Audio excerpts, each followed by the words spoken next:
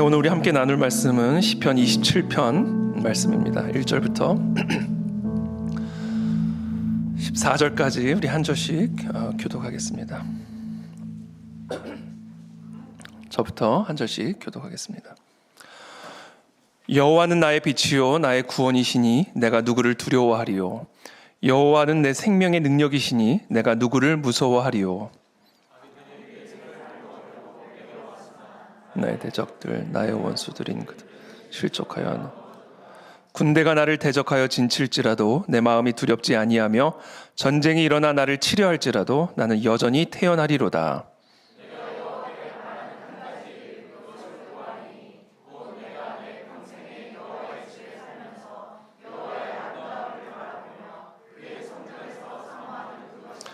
여호와께서 환난 날에 나를 그의 초막 속에 비밀히 지키시고 그의 장막 은밀한 곳에 나를 숨기시며 높은 바위 위에 두시리로다.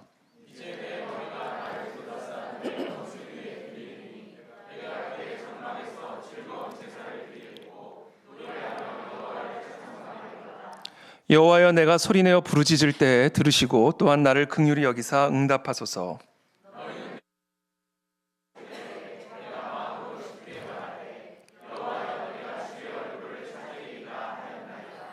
주의 얼굴을 내게서 숨기지 마시고 주의 종을 노하여 버리지 마소서. 주는 나의 도움이 되셨나이다. 나의 구원의 하나님이시여 나를 버리지 마시고 떠나지 마소서.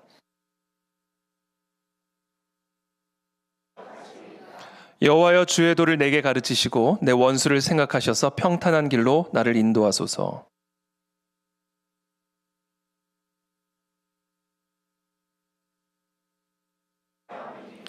내가 산자들의 땅에서 여호와의 선하심을 보게 될 줄 확실히 믿었도다. 너는 여호와를 기다릴지어다. 강하고 담대하며 여호와를 기다릴지어다. 아멘. 오늘 시편 강의 27번째 말씀은 낙타가 바늘귀를 통과할 수 있는 비결입니다. 오늘 낙타와 같은 저희들이 바늘귀를 통과하는 기적이 일어나게 될 줄을 믿습니다. 네. 여호와는 나의 빛이요 나의 구원이시니 내가 누구를 두려워하리요. 여호와는 내 생명의 능력이시니 내가 누구를 무서워하리요. 지금 다윗은 오늘 이 시편을 내가 누구를 두려워하리요, 내가 누구를 무서워하리요 반문하면서 오늘 이 기도를 시작합니다. 내가 누구를 두려워하리요, 내가 누구를 무서워하리요. 오늘 시편에서 다윗이 다루고 있는 핵심 주제는 바로 두려움입니다. 내가 누구를 두려워하리요, 내가 누구를 무서워하리요. 무엇이 지금 저와 여러분들을 두렵게 만들고 있습니까? 무엇 때문에 오늘 저와 여러분들은 무서워하고 있습니까? 혹시 저와 여러분들의 마음 안에 다윗 안에 있었던 이와 같은 무서움, 두려움이 있지는 않습니까? 역설적이게도 내가 누구를 두려워하리요라는 이 선언 안에는 다윗 안에 두려움이 있음을 보여주고 있는 것이고, 내가 도대체 누구를 무서워하리요라는 이 말 안에 다윗이 지금 무언가를 무서워하고 있음을 보게 되는 것이죠. 그 두려움을 이기고 있고 그 무서움을 극복하고 있는 이 다윗의 내면의 씨름을 우리가 엿볼 수 있는 그런 말입니다. 그래서 오늘 다윗이 다루고 있는 핵심적인 주제는 바로 두려움입니다. 내면의 두려움, 무서움, 겁이죠, 겁.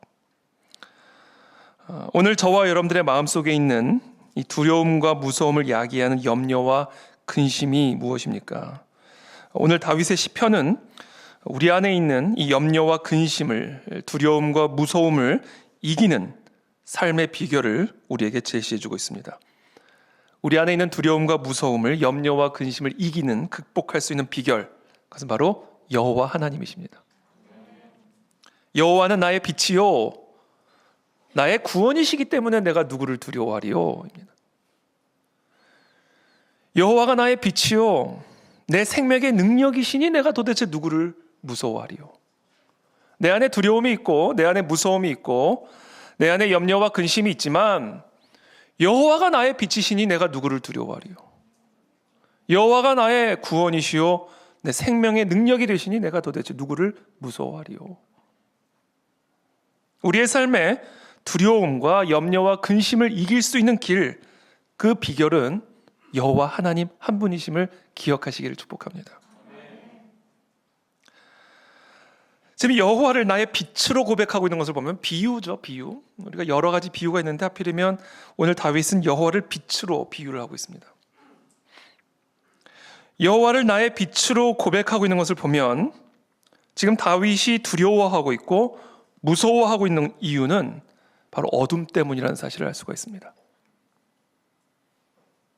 지금 다윗을 무섭게 만들고 있고 두렵게 만들고 있는 것은 어둠입니다.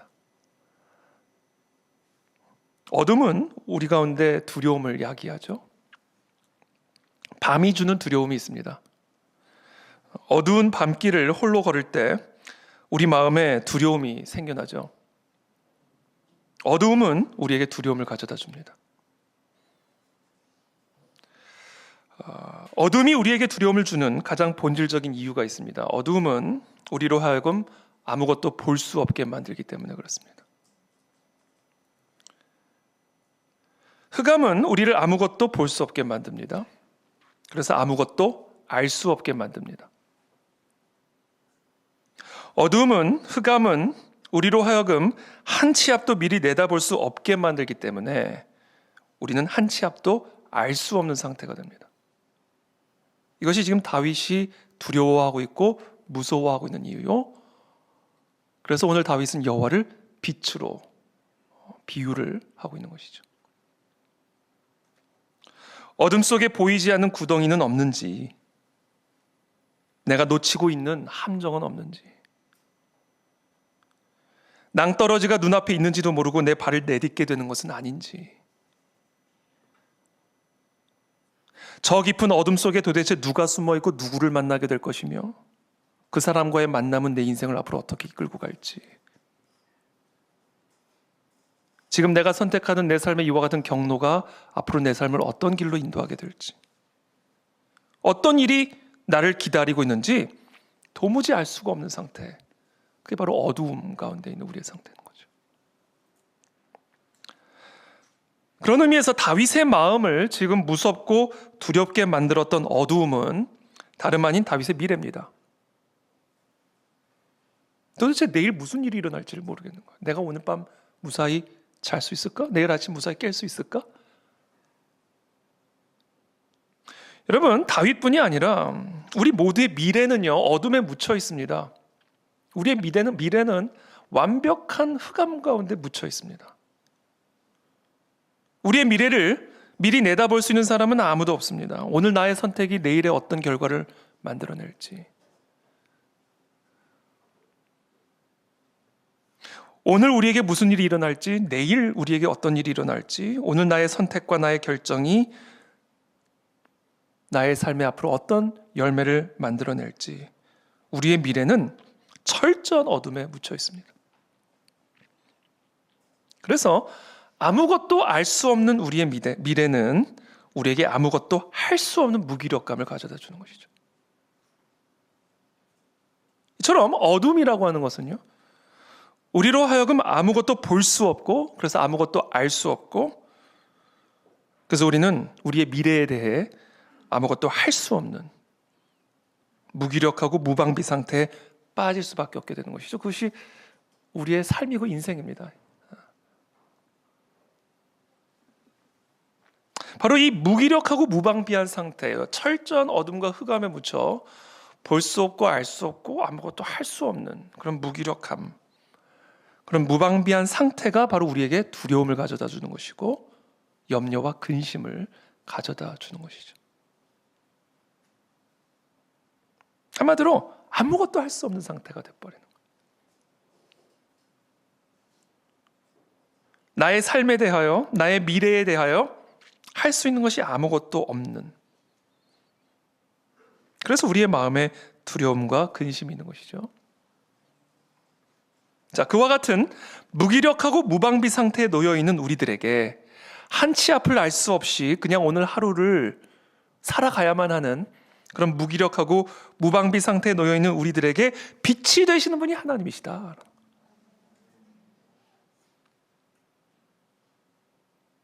우리 여호와 하나님은 철저하게 어둠에 갇혀 있는 우리들의 삶에 빛이 되어 주심을 믿으시기를 축복합니다. 하나님 없이 어떻게 사는지를 모르겠어요, 저는 사람들이. 하나님을 의지하지 않고 하나님이 없이 어떻게 이 흑암의 인생을 걸어갈 수 있는지 전 상상을 할 수가 없습니다. 우리 여호와 하나님은 한 치 앞도 알 수 없고 볼 수 없고 아무것도 할 수 없는 그런 무기력한 우리들의 미래를 넉넉하게 이겨내고 넉넉하게 감당할 수 있게 하는 빛이 되어주시고 힘이 되어주심을 여러분 믿으시길 축복합니다. 그래서 우리를 그 모든 두려움과 근심과 염려로부터 건져내 주시는 하나님, 구원해 주시는 하나님. 그래서 오늘 다윗은 여호와를 빛이다라고 표현하고 있는 겁니다. 그와 같은 빛을 오늘 이 밤에 경험하시는 저와 여러분들이 되시기를 예수님의 이름으로 축복합니다. 우리 모두는 예외 없이 불확실한 미래에 대한 두려움을 갖고 있습니다. 누구든 예외가 없습니다. 예를 들어 생각하지도 못했던 문제들이 발생하죠. 과연 이 문제가 잘 해결될 수 있을까? 그냥 이렇게 주저앉는 것은 아닐까? 예기치 않았던 어려움이 발생했어요. 내가 과연 이 문제를 극복해낼 수 있을까? 내가 과연 이 문제를 이겨낼 수 있을까? 이 문제가 나의 삶을, 나의 가정을 완전히 삼켜버리는 것은 아닐까? 이보다 더 큰 어려움이 앞으로 불어닥치게 되면 어떡하지? 정말 상상하고 싶지도 않은 그런 일들이 우리의 삶에 불어닥치게 되면 나는 그것을 감당할 수 있을까? 우리 모두는요, 예외 없이 한 치 앞도 알 수 없는 미래에 대한 두려움과 염려를 갖고 살아가죠. 그런데 우리가 반드시 기억해야 할 사실은 불확실한 미래에 무슨 일이 우리를 기다리고 있든, 그것이 무엇이든, 어떤 어려움이든, 어떤 불가능해 보이는 사명이 주어지든, 어떤 불가능해 보이는 도전과 장벽이 내 앞에 놓여 있다 할지라도 우리는 능히 그 모든 것을 감당할 수 있다라는 거예요. 능히. 왜냐하면 여호와 하나님이 나의 빛이시기 때문에. 전능하신 하나님이 나의 구원이시요 천지를 창조하신 그 여호와 하나님이 나의 생명의 능력이 되시기 때문에. 한마디로 여호와 하나님은 우리를 모든 두려움에서 구원하시는 생명의 능력이요 힘이요 빛이 되시기 때문에 앞에 무슨 일이 일어날지 몰라도 돼요. 맞대잖아요. 상관이 없는 거예요. 왜? 천지를 창조하신 여호와 하나님이 우리의 삶의 빛이시기 때문에, 우리의 생명의 힘이 되기 때문에.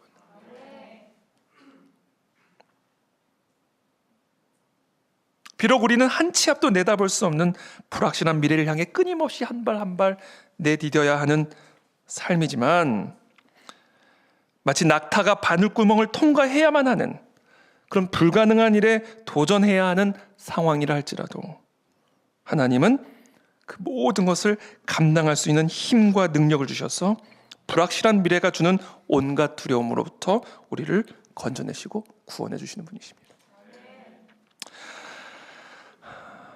그렇다면 현재 다윗은 어떤 어두운 상황에 처해 있는가? 2절의 말씀입니다.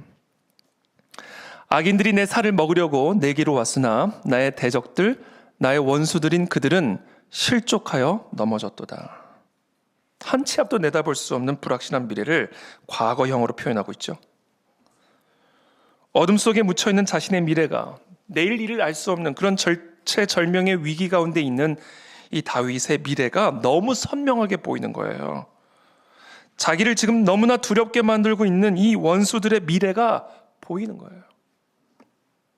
그래서 과거형으로 표현합니다. 악인들이 내 살을 먹으려고 내게로 왔으나, 그래서 내일 일을 내가 도무지 알 수 없으나, 내가 내일 온전하게 일어날 수 있을지, 오늘이 내 삶의 끝은 아닐지, 한 치 앞도 알 수 없는 철저한 흑암에 가려진 나의 미래이지만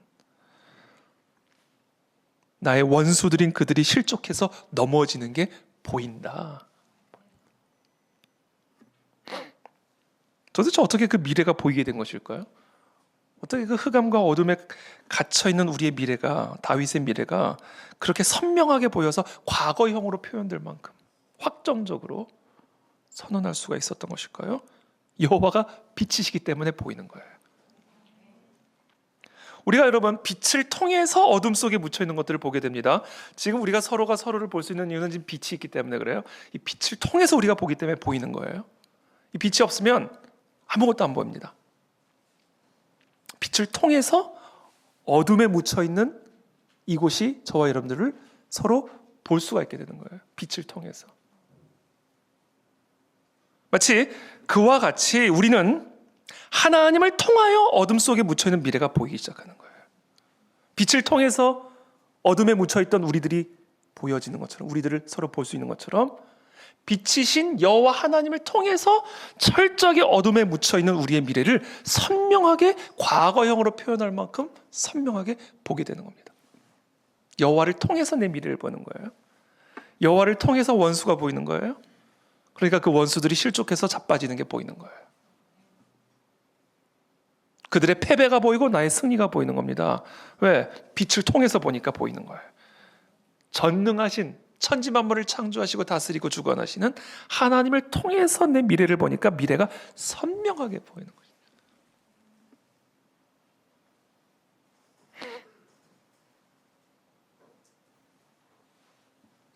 그러므로 이것은 무엇을 의미하는가? 여호와가 우리의 구원이 되시고 우리의 힘이심을 아는 게 우리의 눈을 밝히는 빛이다.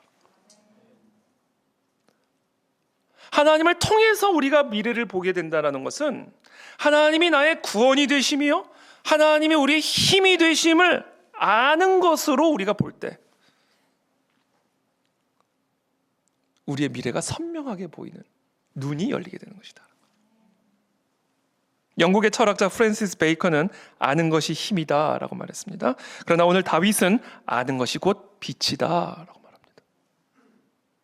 여호와를 아는 것이, 여호와는 우리를 구원하시는 우리의 힘이요 생명의 능력이 되심을 아는 것이 곧 우리의 미래를 보게 만드는 빛이다. 우리의 마음이 왜 두려움에 사로잡혀 있습니까? 우리의 마음이 왜 두려움에 사로잡혀 어둠 가운데 있습니까? 이 알을 잃어버렸기 때문이다. 여호와는 나의 힘이시여, 나의 반석이시여, 나의 구원이시여, 나의 산성이시여, 나의 요새시여, 나를 건지시는 전지전능하신 여호와 하나님이라는 사실을 알을 망각했기 때문에 빛을 잃어버리게 된 것이고, 그래서 두려움과 근심과 무서움에 사로잡혀 있게 되는 것이다. 여호와는 우리를 구원하시는 힘이 되심을 다시 기억하게 되기를 축복합니다. 여호와는 우리를 구원하시는 능력이 되심을 오늘 이 밤에 기억하게 되기를 바랍니다.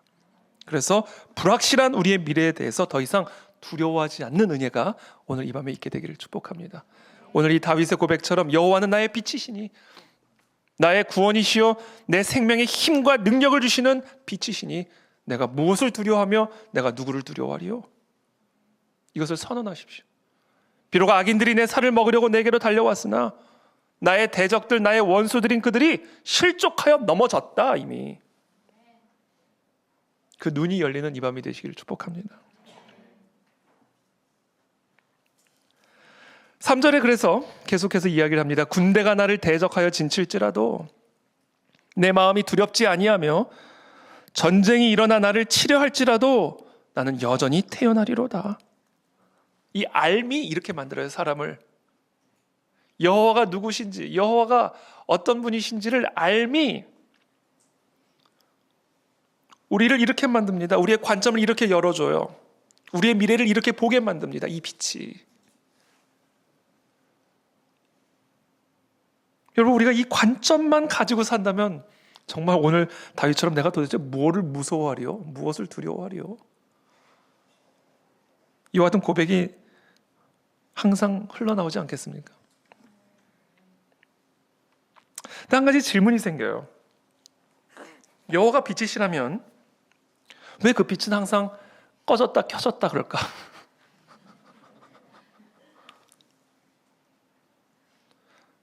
밤이 되면 빛이 사라지고 어둠이 온 세상을 지배하게 되는 이유는요, 아침에는 태양이 떴다가 밤에는 태양이 지기 때문입니다. 그래서 아침에는 빛이 비추었다가 밤에는 빛이 없어지는 거예요. 어둠이 찾아오는 겁니다. 그러면 하나님도 태양처럼 주기적으로 떴다 꺼졌다 하시는 분일까? 여호와가 빛이시라면 그 빛은 항상 나와 함께 하시는 빛이 아니었던 말인가?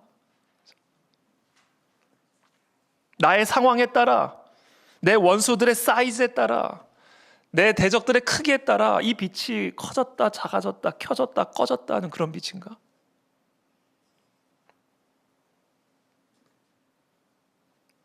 내가 처한 상황에 따라 불의 밝기가 달라지는 그런 변덕스러운 빛이 하나님의 빛이란 말인가?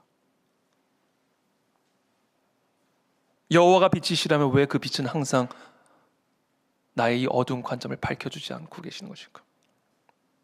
여러분, 하나님은 우리와 항상 함께 하십니다. 결코 우리를 떠나지 않아요. 그렇다면 왜 그 빛이 항상 우리를 비춰주지 못하시는 것일까? 왜 누구에게는 비추시고 누구에는 그 빛이 없는 것일까? 왜 그 빛이 나를 비추는 때가 있고 그 빛이 꺼져서 내 마음에 두려움과 근심이 일어나는 때가 있는 것일까? 다시 한번 반복하지만 빛은 항상 우리와 함께하고 있어요. 그런데 그 빛이 우리를 비추기 위해서는 우리가 그 빛을 받아야 됩니다. 그 빛을 바라봐야 됩니다. 그때 항상 나와 함께하는 그 빛이 내 안에 임할 수가 있어요. 그러므로 항상 있는 그 빛이 내 삶에 꺼졌다 켜졌다 하는 이유는 우리가 바라봤다 안 바라봤다 하기 때문이에요. 우리가 받았다 버렸다 하기 때문에 그런 거예요. 그래서 항상 우리를 비추고 있는 빛이 꺼졌다 켜졌다 있었다 없었다 강해졌다 약해졌다 변덕을 부리는 겁니다.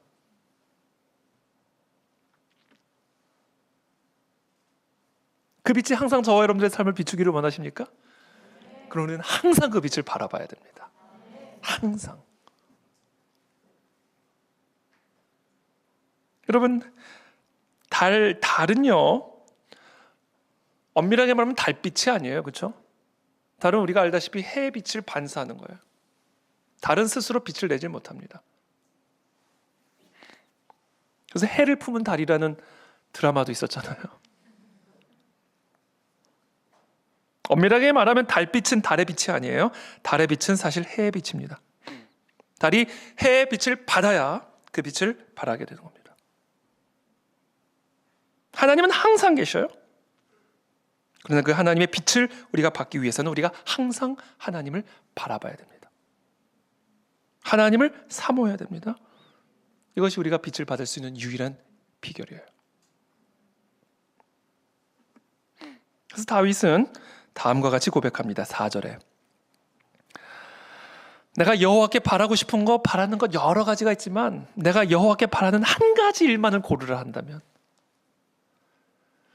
내가 지금 필요로 하는 것도 많이 있고 내가 원하는 것도 많이 있고 기도의 제목도 한두 가지가 아니지만 한 가지만을 구하려고 한다면 나는 내 평생에 여호와의 집에 살면서 여호와의 아름다움을 바라보며 그의 성전에서 그 여호와 하나님만을 사모하는 것이다.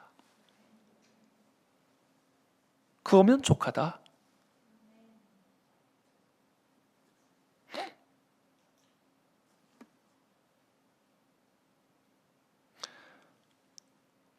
이것은 무엇을 의미합니까? 내가 여호와께 바라는 한 가지 그 일, 그것을 내가 구할 텐데 그것은 곧 내가 내 평생이에요. 젊었을 때만이 아니라 노년기만이 아니라 어려울 때만이 아니라 평생에 여호와의 집에 살면서 왔다 갔다 하는 게 아니라 그냥 거기서 살면서 그 집에서 엉뚱한 것을 보는 게 아니라 여호와의 아름다움을 바라보며 그의 성전에서 그 아름다움만을 사모하는 그 한 가지 일만을 내가 구하겠습니다.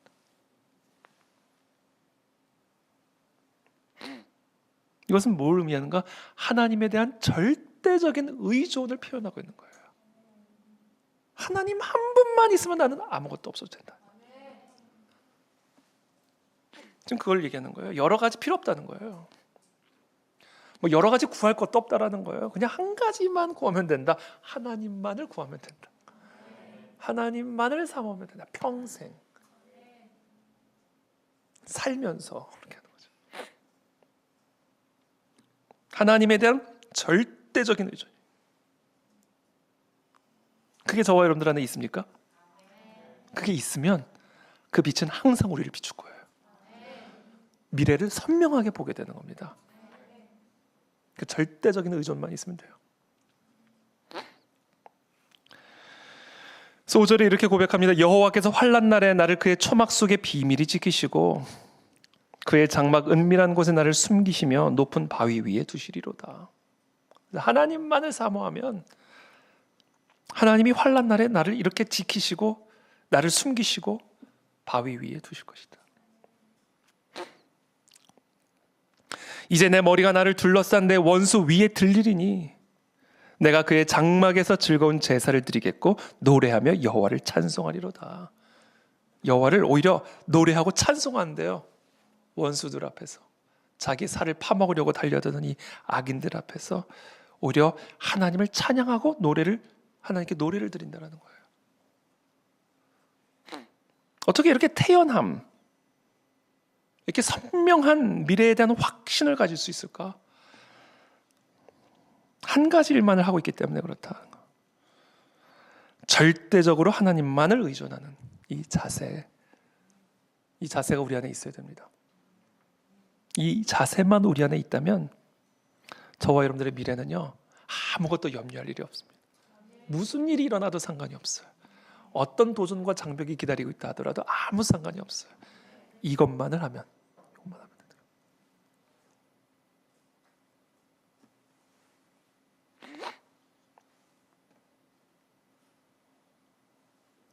7절부터 또 여호와여 내가 소리내어 부르짖을 때에 들으시고 또한 나를 긍휼히 여기사 응답하소서.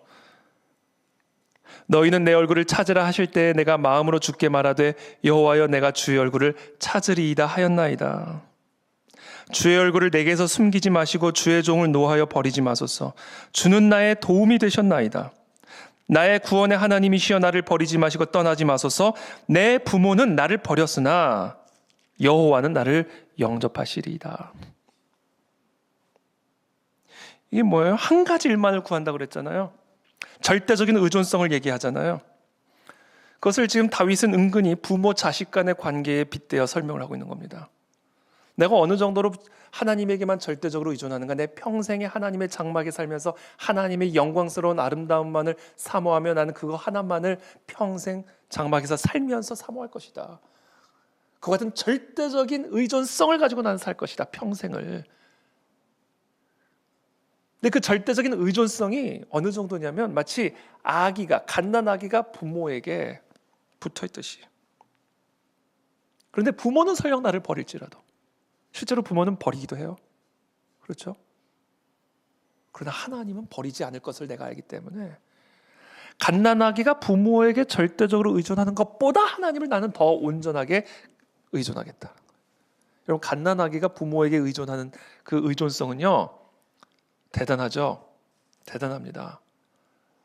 그런데 그것보다 더 강력하게 나는 하나님만을 의존하겠다. 그러니까 이게 지금 다윗의 마음 안에 얼마나 강력한 의존성을 지금 고백하고 표현하고 있는지를 모르겠어요.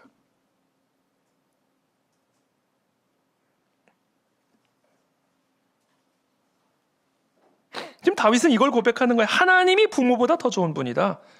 갓난아기와 같이 하나님 아버지에게 절대적으로 의존하는 그런 어린아이와 같은 상태, 하나님 앞에 갓난아기와 같은 그런 상태가 자기가 되었음을 지금 고백하고 있는 거예요. 그리고 그것이 그 빛을 경험할 수 있는 자신의 비결임을 고백하고 있는 겁니다.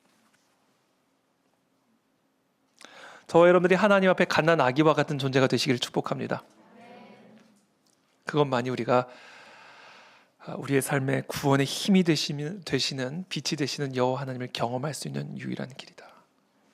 갓난아기 같이 하나님만 절대적으로 의존하는 존재. 이게 오늘 제가 여러분들과 나누고자 하는 주제입니다. 예수님께서 천국에 들어갈 수 있는 사람의 유형을 말씀하시죠. 천국에 들어갈 수 있는, 이것은 결국 빛 가운데로 들어갈 수 있는, 하나님의 나라와 통치 안에서 살아갈 수 있는 삶의 원리, 비결. 오늘 다윗처럼 나의 빛이요 구원이 되시며 생명의 힘이 되셔서 어떤 대적 앞에서도 태연하게 승리할 수 있는 그와 같은 삶의 비결, 그와 같은 천국에 들어갈 수 있는 사람을 예수님께서는 한마디로 어떻게 표현하는가? 어린 아이와 같은 자다라고 표현합니다. 마태복음 19장 13절부터의 말씀이에요. 그때 사람들이 예수께서 안수하고 기도해 주심을 바라고 어린아이들을 데리고 오매 제자들이 꾸짖건을 예수께서 이르시되 어린아이들을 용납하고 내게 오는 것을 금하지 말라. 그러면서 뭐라고 말씀하세요? 천국이 이런 사람의 것이니라. 천국에 들어갈 수 있는 사람의 유형, 하나님의 빛을 받을 수 있는 사람의 유형, 우리의 구원되시고 생명의 힘이 되어주시는 하나님을 경험할 수 있는 사람의 유형, 그것은 바로 어린아이와 같은 사람이 되어야 된다. 어린아이는 어떤 존재입니까? 오늘 다윗의 고백처럼 의존적인 존재입니다. 절대적으로 의존적인 존재. 여러분, 우리 아기들은요, 무슨 일을 만나든 한 사람만 찾아요. 누구를 찾아요? 엄마. 아빠도 아니에요. 엄마. 배고파도 엄마, 무서워도 엄마. 심지어 장성한 어른도 깜짝 놀랐는데 엄마야 이래요. 정서적으로, 육체적으로, 절대적으로 엄마 의존적인 존재가 어린아이입니다. 마치 해바라기가 해만을 쳐다보듯, 달이 해만 바라보듯 어린아이와 같이 하나님 아버지에게만 절대 의존적인 존재만이 천국을 경험할 수 있고 천국에 들어갈 수 있다. 그 빛을 경험할 수 있고 그 빛을 받아 누릴 수 있다. 예수님께서 그 말씀을 마침과 동시에 이어서 한 청년이 등장하죠. 이 청년이 예수님에게 나와서 질문을 합니다. 선생님이여, 내가 무슨 선한 일을 하여야 영생을 얻으리이까?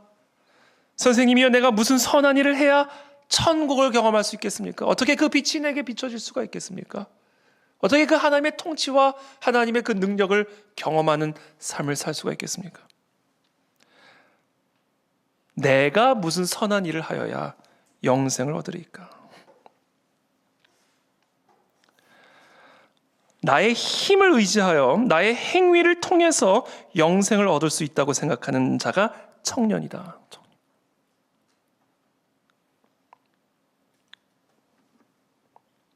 사실 청년의 때가 제일 자신만만하죠. 다 알고 있는 것처럼 느껴지고 뭐든지 할 수 있는 것처럼 느껴지고 푸를 청, 그렇죠? 푸를 청. 어린 어른이죠. 어린 어른. 그러니까 이게 저 뭐 어른도 아니고 사실 어린 아이도 아니고. 이 청년이 어린아이 같지 않은 사람의 전형을 보여주는 거예요. 내가 뭐를 해야 영생을 얻겠습니까?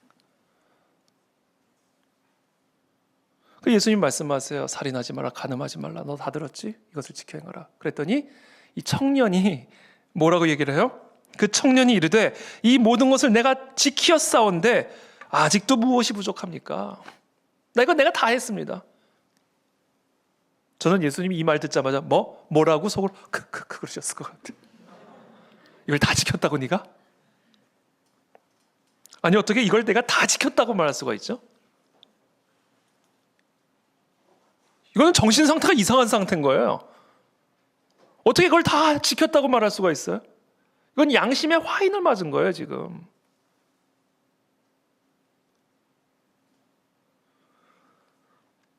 그러면서 무엇이 부족합니까, 지금 내 안에?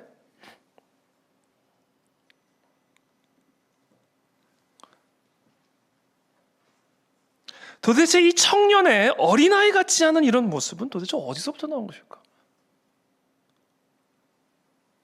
도대체 이 교만함의 뿌리는, 이 어리석음의 뿌리는 도대체 어디서부터 나온 것일까? 예수님의 처방을 통해서 우리는 그 문제의 뿌리를 알 수가 있는 거예요. 처방을 이렇게 내리세요. 19장 21절부터 예수께서 이르시되 네가 온전하고자 할진대 가서 네 소유를 팔아 가난한 자들에게 주라. 그리하면 하늘에서 보화가 네게 있으리라. 그리고 와서 나를 따르라 하시니 그 청년이 재물이 많음으로 이 말씀을 듣고 근심하며 가니라. 자, 이 청년은 어떤 청년이었어요? 재물이 많은 청년이었어요. 돈이 많은 청년이었습니다. 이것이 이 청년의 교만의 뿌리였고 악의 뿌리였고 어린아이 같지 않은 모습의 뿌리였습니다. 그래서 예수님이 내린 처방은 오케이, 소유를 팔아서 가난한 자들에게 다 줘라. 그리고 와서 나를 따라라. 그 말을 들은 이 청년은 결국 예수님을 따르지는 못하고 근심하면서 왔던 길로 돌아가게 됩니다. 자, 죽기로 나왔지만 이 청년은 하나님만을 의지하는 어린아이와 같은 자가 아니었기 때문에 그리스도께로 나왔지만 그리스도의 빛을 경험할 수가 없었어요. 왜? 그리스도가 아닌 다른 것을 의지하는 사람이었기 때문이다.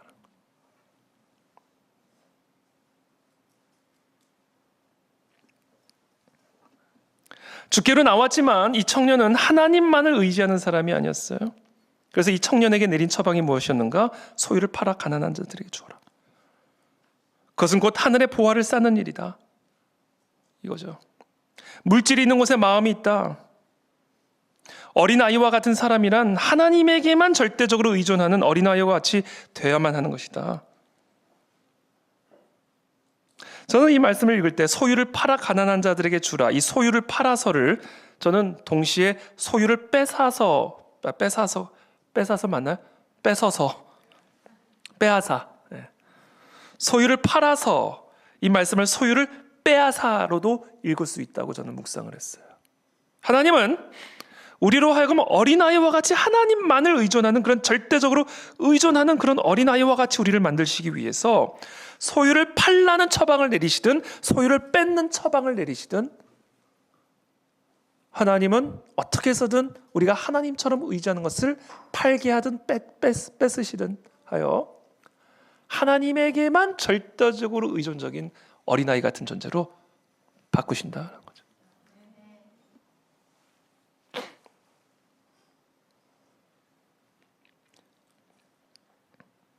물질을 사랑함이 만악의 뿌리죠.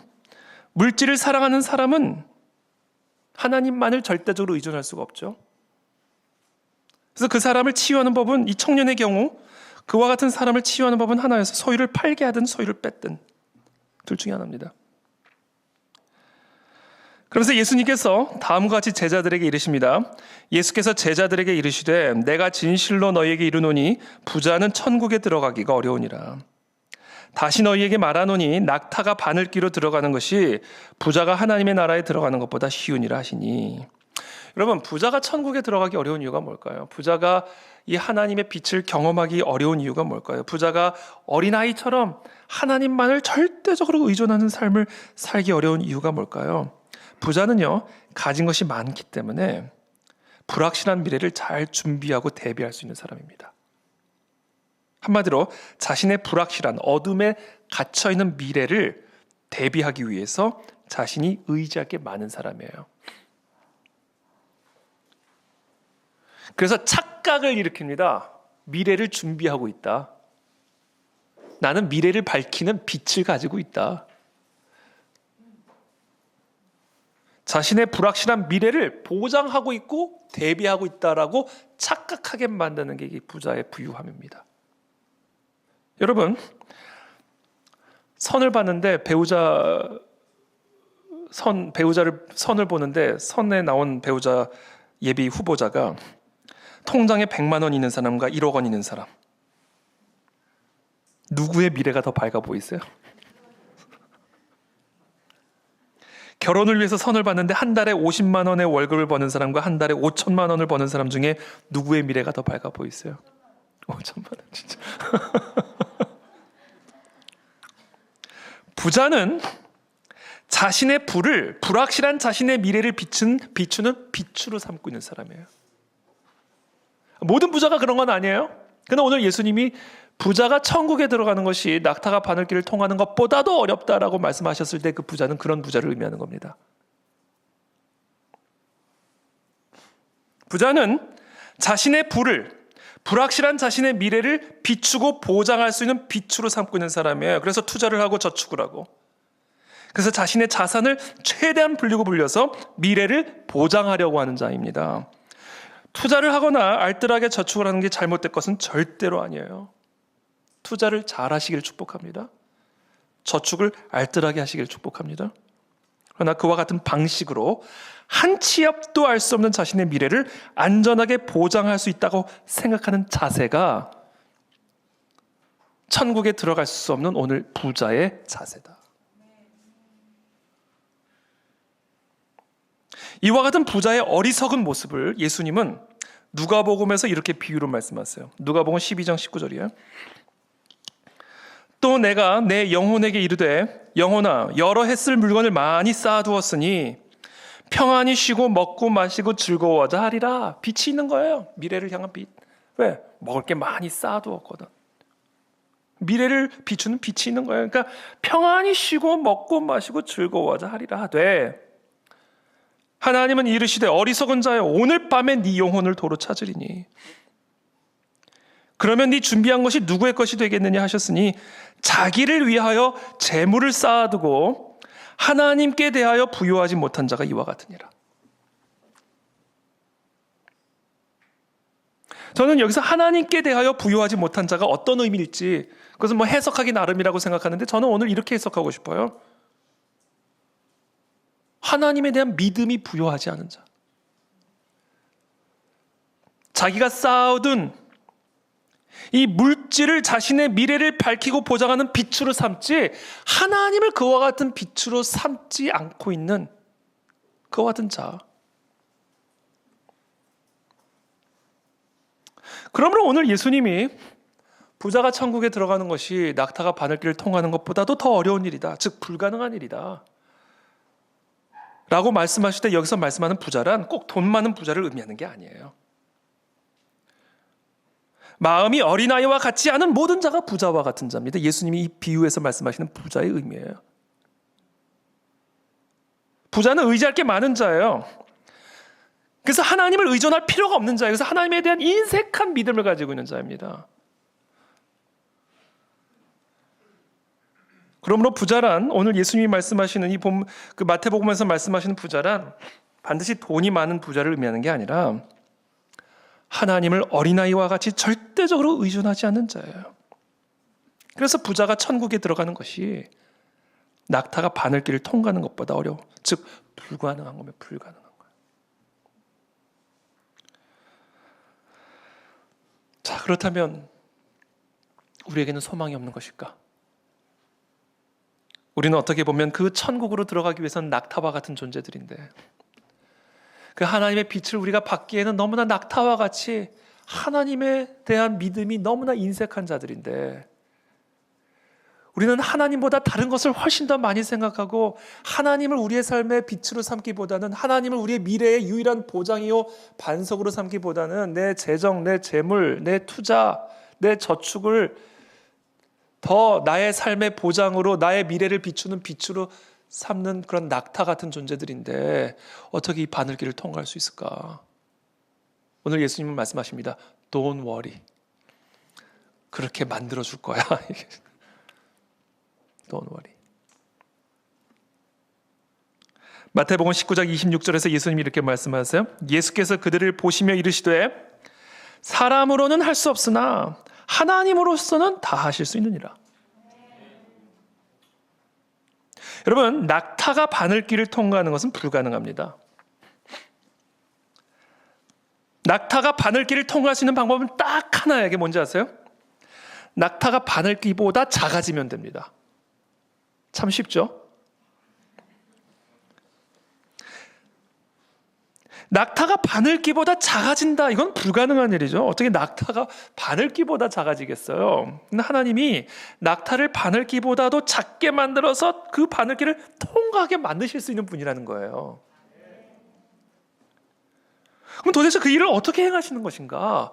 낙타와 같은 우리들을 어떻게 그 바늘길을 통과하여 그 하나님의 빛으로 하나님의 나라로 통치 가운데로 들어가 우리의 모든 미래를 하나님의 전능하신 능력으로 투영하여 볼 수 있게 만드는 것일까?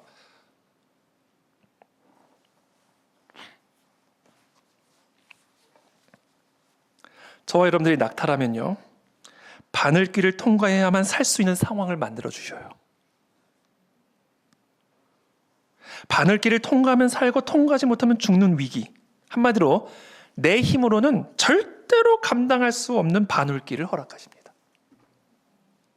마치 낙타가 바늘길을 통과해야만 살 수 있는 것처럼, 영생으로 들어갈 수 있는 것처럼 저와 여러분들의 삶에 바늘길을 통과해야만 살 수 있는 상황으로 우리를 몰아가 버리셔요. 이제는 끝났다. 그렇죠. 낙타가 바늘길을 만났으면 이제는 끝난 거죠. 무슨 소망이 있어요? 낙타가 바늘길을 어떻게 통과합니까? 나의 힘으로는 절대로 감당할 수 없는 불가능한 상황을 만나게 하십니다. 내 지혜와 내 능력으로는 절대로 감당할 수 없는 도전을, 공격을, 위기를, 장벽을 만나게 하십니다. 낙타가 바늘길을 통과해야만 하는 상황을 만들어주시는 거예요. 한마디로 하나님만 하실 수 있는 상황을 만들어주시는 거예요. 사람이 할 수 없고 하나님만이 하실 수 있는 상황을 우리 가운데 허락하시오. 그렇다면 왜 그런 상황을 주시는가? 우리를 바늘기보다 작아지게 만들기 위함이에요. 놀랍죠? 역설이에요. 절대로 낙타가 통과할 수 없는 그 바늘기가 낙타를 바늘기도 통과할 수 있는 사이즈로 만들어줘요.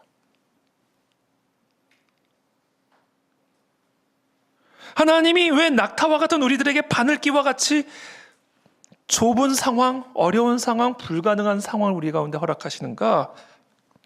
우리를 작아지게 만들기 위함입니다. 바늘기 통과하려면 바늘기보다 작아져야 될 거 아니에요. 나의 지혜를 작아지게 만들고 낙타같이 큰 나의 능력을 작아지게 만들고 작아지게 만들고 작아지게 만들고 그 거대한 낙타가 쪼그라들어서 바늘기보다도 작은 사이즈로 만들어요. 그럼 통과할 수 있는 거예요. 낙타와 같은 내가 나를 의지하지 않고 하나님만을 갓난아기처럼 의지하면 의지할수록 나는 더 작아지기 시작합니다. 그렇게 작아지기를 어디까지 하게 하시는가? 바늘기보다 더 작아질 때까지 더 하나님만을 온전하게 의존하는 존재로 우리를 작아지게 만들고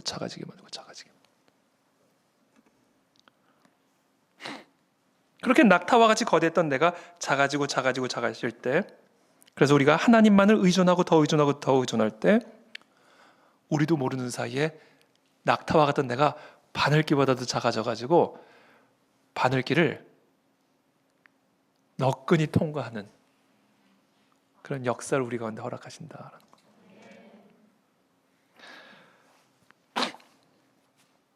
하나님에겐 불가능한 것이 없습니다.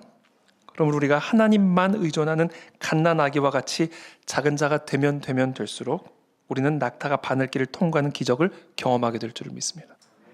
큰 일을 경험하게 될 겁니다. 우리는 낙타와 같은 존재들이죠. 부자들이에요. 그래서 하나님의 능력을 경험하지를 못합니다. 그 하나님의 빛을 받지를 못해요. 하나님만을 의지하지를 못한다 이거예요. 그래서 우리는 작아져야만 합니다. 우리는 더 의존적이 되어야만 합니다. 철저하게 어린아이 같은 자세로 그리스도께 나가야만 합니다. 오늘 이 마태복음에 등장한 청년과 같은 모습이 완전히 내 안에서 사라져야만 합니다. 내가 뭘 해야. 그렇게 우리가 작아질 때 우리는 낙타가 바늘길을 통과하는 기적을 우리의 삶에 경험하게 되는 거예요. 제가 이것을 새벽에 기도하면서 형상을 했어요. 제가 의존하면 의존할수록 제가 더 작아지는 것을 느끼는 거예요. 낙타가 작아지는 것을 제가 연상하면서 기도하니까 이렇게 이러다가 내가 바늘길을 통과하는 존재가 되겠구나. 이거를 제가 형상을 그리면서 기도를 하게 되더라고요. 더 어린아이같이. 제가 최근에 회개한 게 있어요. 가끔씩 너무 세세한 것까지 기도하는 게 귀찮게 여겨질 때가 있어요. 이건 그냥 하면 되지 뭘 기도를 해. 이건 그냥 하면 되는 거 아니야. 뭘 그것까지 기도해야 되나? 이건 그냥 되는 거지 뭐. 이건 그냥 되겠지. 이런 것까지 기도를 해야 돼? 그래서 기도하고 싶지 않은 마음이 들 때가 있어요. 기도하는 게 그런 것까지 세세하게 기도하는 게 귀찮게 느껴질 때가 있습니다.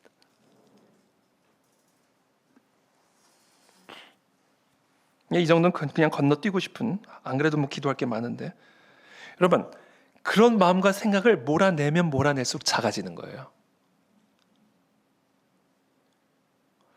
이건 내가 할 수 있지 라고 생각하는 것조차 할 수 없다라고 고백하고 하나님에게만 절대적으로 의존하는 그 정도가 깊어지면 깊어질수록 우리는 작아지는 겁니다. 그래서 그게 어느 정도로 작아져야 되는가? 바늘귀보다도 작아져야 돼요. 그때 우리는 낙타가 바늘귀를 통과하는 기적을 경험하게 되는 겁니다. 나의 힘으로는 불가능한 일을 경험하게 되는 거예요.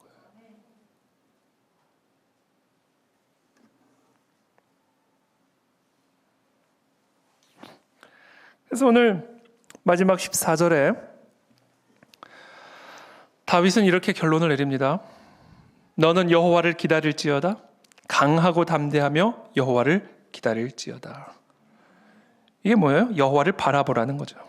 강하고 담대하게 오직 한 가지 그 일, 여호와를 바라보는 일에만 모든 힘을 쏟아라. 더욱 아기와 같이, 갓난 아기와 같이 더 깊이, 더 많이, 더 온전하게 하나님만 의존하여 더 작아져서 바늘귀보다도 작아지게 하여 바늘길을 통과하는 기적을 경험하라.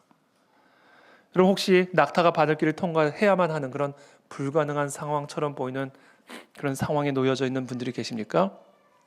여러분 그 상황으로 말미암아 저와 여러분들이 더 작아지게 되기를 축복합니다. 더 온전하게 의존하게 되기를 바랍니다. 그때 우리는 바늘길을 통과하는 기적을 경험하게 될 줄을 믿습니다. 마지막으로 한 가지만 더 이야기를 하면 하나님만을 의존하는 자세는요, 여호와를 기다릴 줄 아는 자세예요. 여호와께서 일하실 것을 믿고 조급해하지 말고 기다리는 자세가 갓난 아기처럼 하나님을 더 온전하게 의존하는 자세입니다. 우리가 작아지면 작아질수록 하나님이 일하실 것을 기다립니다. 내가 뭘 하려고 하기보다 하나님이 일하실 것을 기다립니다. 하나님만을 의존하는 자세는 여호와를 기다리는 자세예요. 여호와께서 일하실 것을 믿고 조급해하지 말고 기다리는 자세입니다. 여호와를 기다리십시오. 하나님이 일하실 것입니다. 조급해하지 말고 여호와를 기다리십시오. 기다리면서 바라보십시오. 바라보면서 기다리십시오. 그것이 제가 최근에 하나님이 저에게 또 가르쳐 주신 내용이에요. 이제 우리 교회가 이제 또 새해 올 한 해는요, 이 낙타가 바늘길을 통과하는 기적을 경험하는 한 해가 될 것 같아요. 그래서 하나님이 우리를 더 작고 더 작은 존재로 빚어가고 계시는 것 같아요. 이제 우리 교회가 앞으로 교회 장소도 더 큰 장소로 이전을 해야 될 거고, 또 우리 윌버포스 크리스천 스쿨도 온전한 학교로 정말 이 시대에 정말 하나님의 사명을 감당할 수 있는 그런 학교로 세워가야 되고, 이거는요 낙타가 바늘길을 통과하는 것처럼 저는 개인적으로 느껴집니다. 근데 그것을 경험하게 될 거다라는 거죠. 언제 우리가 바늘길보다 더 작은 자세로 존재가 되어서 하나님만을 절대적으로 의존하는 자세로 내려갈수록, 그래서 저와 여러분들의 삶에 그와 같은 하나님을 경험하기 위해서 반드시 해야 할 일이 있어요. 뭐냐? 더 우리의 기도 제목이 세밀화돼야 돼. 더 상세하게 우리가 기도를 해야 됩니다. 큰 것만 기도할 게 아니라 아주 작은 것부터. 그게 우리가 가장 작아지는 방법이에요. 그래서 저와 여러분들의 이 기도의 제목을, 어디 갔어요? 제 기도 제목. 더 상세하게 만드셔야 돼요. 더 세밀하게 만드셔야 돼요. 더 자세하게 만들어야 돼요. 우리의 기도의 제목이 더 세분화되면 될수록, 더 상세해지면 상세해질수록, 더 뭐라고 해야 되나, 더 자세해지면 자세해질수록 우리는 더 작아지는 거예요. 바늘귀보다 더 작아질 수 있는 거. 기도의 제목이 더 작아지게 세분화돼야 됩니다. 이 정도면 내가 하면 되는 거지가 아니에요. 우리가 할 수 있는 건 아무것도 없다라는 전제를 가지고, 내일 일은 난 몰라요라는 이 마음 자세를 가지고 하나부터 열까지, 내가 밥 먹고 숨 쉬는 일까지 하나님께 구해야 됩니다. 저와 여러분들이 이 기도의 제목의 노트에 정말로 이런 것까지를 기도해? 라고 생각될 만큼의 세분화된, 세밀화된 작은 기도의 제목들을 빼곡히 적어가시길 바랍니다. 그렇게 세밀하게 하나님을 의존해야 돼요. 그게 우리가 작아지는 방법입니다. 그래서 바늘길을 내 기도 제목이 이 바늘길을 통과하게끔 만들어야 된다. 그렇게 작게. 그렇게 작게. 그리고 또 두 번째 상세한 기도 제목을 해야 되고요. 두 번째 끈질기게 기도를 해야 됩니다. 끈질기게. 기도하고 또 하고 또 하고. 안 되는 것 같아요? 안 됐다고 포기하지 말고 또 하고 또 하고 또 하고. 이게 우리가 작아지는 비결이에요. 낙타가 들어가려는데 안 되네? 그럼 더 작아져야죠. 그럼 포기하는 게 아니라 떡 들어갈 때 또 안 들어가네? 더 작아져야죠. 이게 뭐예요? 더 기도하고 더 기도하고 더 기도하고 더 기도해서 바늘기보다 나를 작게 만드는 과정이 필요하다. 그게 뭐예요? 인내와 끈질김을 가지고 부르짖고 매달리는 거다. 저는 4층 5층 포기하지 않고 있습니다. 우리 교회 또 다른 장소도 계속 기도하고 있죠. 계속 기도하고 있습니다. 사실은 좀 알아보고 있습니다. 그래서 저는 이건 비밀 누설인데요. 이건 하나님이 또 어떻게 바꾸실지 모르겠는데 제 마음에는 교회는 훨씬 더 큰 장소로 이전을 하고 이곳은 학교로 세워지면 좋겠다는 생각을 갖고 있는 거죠. 학교로. 그래서 본당 좌석 수도 저는 딱 여러분도 기억하시기로 800석 이상 미니멈 800석 이상. 이렇게 세밀하게 기도해야 되는 거죠. 세밀하게. 그래서 좀 구체적으로 저는 앞으로 우리가 또 하나님이 인도하실 그 교회 장소도 아주 구체적으로 기도할 예정이에요. 또 기도하다 보면 하나님이 기도의 제목을 바꿔주시기도 하겠죠. 그리고 이곳은 윌버포스 크리스천 스쿨로 세워져 갈 수 있도록 교실이 확보되고 4층 5층 반드시 필요합니다. 아직 9월까지 개학하려면 시간이 남아 있으니까 계속 기도할 예정입니다. 그렇게 끈질기게 기도할 때 우리는 작아진다. 바로 그와 같은 우리의 자세가 낙타가 바늘길을 통과하게 만드는 기적을 일으키는 줄을 믿습니다. 저와 여러분들의 삶에 또 우리 교회 가운데 또 이 나라 민족 가운데 그런 은혜가 있게 되기를 바랍니다. 자, 오늘은 우리가 함께 좀 합심해서 기도를 하고요. 그리고 적당한 시간에 여러분들도 개인 침묵 기도 시간을 좀 드리도록 그렇게 하겠습니다. 우리가 때로는 개인적으로 침묵으로 하나님 앞에 나아가기도 하지만 그러나 때로는 우리가 마음을 합하여 목소리를 합하여 함께 한 기도의 제목을 가지고 우리가 함께 부르짖는 그런 기도도 우리가 필요합니다. 그래서 오늘은 우리가 몇 가지 우리 특별히 교회를 위한 기도의 제목, 여러분 이 책자를 다 갖고 계시죠? 여기에 있는 우리의 기도 제목들을 가지고 우리가 좀 합심하여 우리의 교회를 위해서 또 우리 나라와 민족을 위해서 함께 기도를 하고 적당한 시간에 제가 또 여러분 자유롭게 침묵 기도할 수 있는 시간을 드리도록 하겠습니다. 먼저 오늘 주신 말씀 우리가 기억하면서 각자 하나님 앞에 잠시 고백하고 또 반응하고 기도하며 나아가도록 하겠습니다. 함께 기도하겠습니다.